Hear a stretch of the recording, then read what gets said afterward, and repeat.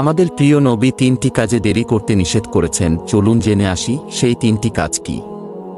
রাসূল সাল্লাল্লাহু আলাইহি ওয়াসাল্লাম ইরশাদ করেন, হে আলী, তিনটি কাজে কখনো দেরি করবে না। 1 নাম্বার, যখন ছেলে মেয়ে প্রাপ্তবয়স্ক হয়, যদি সঠিক পাত্র পাত্রী পাওয়া যায়, তাদের বিবাহের ব্যবস্থা করো। ছেলে মেয়েদের যত তাড়াতাড়ি বিবাহের ব্যবস্থা করা যাবে, ততই তারা ব্যভিচার জিনাহ থেকে বাঁচতে পারবে। রেফারেন্স: তিরমিজি মেশকাত শরীফ হাদিস।